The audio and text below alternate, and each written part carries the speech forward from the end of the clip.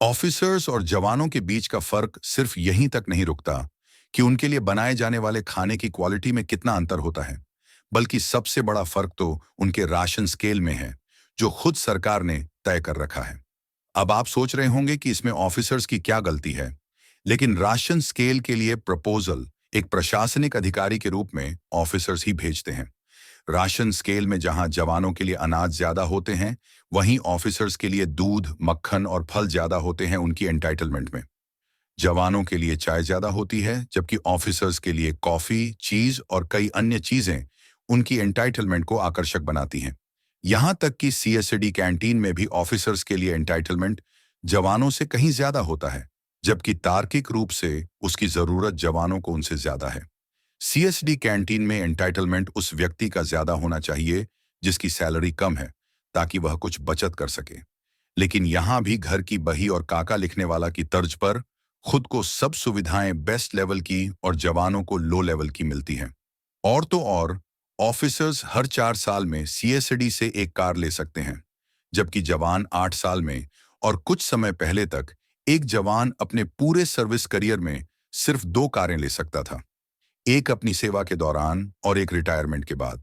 अगर बात यहीं रुक जाती तो ठीक था, लेकिन उनके अधिकार डिफेंस फोर्सेस के अस्पतालों में भी विभाजित होते हैं। वहां भी ऑफिसर्स की फैमिलीज के लिए अलग वेटिंग रूम, अलग अपॉइंटमेंट्स होते हैं, और चाहे ऑफिसर्स कितने भी लेट आएं, उनका अपॉइंटमेंट जवानों की फैमिलीज से पहले ही होगा। ऑफिसर्स की फैमिलीज के लिए वेटिंग रूम में आरामदायक सोफे और अच्छे टेबल्स होते हैं, जबकि जवानों की फैमिलीज के लिए लोहे की कुर्सियां होती हैं। ये सुनकर आपको अजीब लग रहा होगा, लेकिन यकीन मानिए, वहां इन सब चीजों के खिलाफ आवाज उठाना मुश्किल ही नहीं, नामुमकिन है। संविधान के पार्ट 3 में दिए गए आपके राइट टू इक्वलिटी वाले फंडामेंटल राइट्स डिफेंस फोर्सेस में जाकर दम तोड़ देते हैं। वैसे भी मैंने पहले ही बता दिया था कि डिफेंस फोर्सेस में अधिकार सिर्फ ऑफिसर्स के पास होते हैं और कर्तव्य जवानों के लिए होते हैं।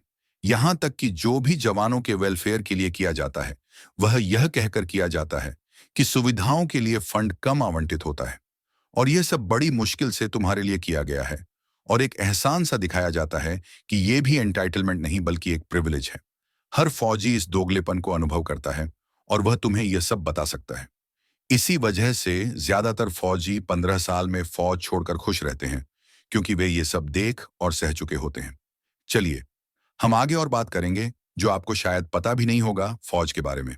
बने रहिए मेरे साथ और मेरे चैनल को सब्सक्राइब करके सपोर्ट करें।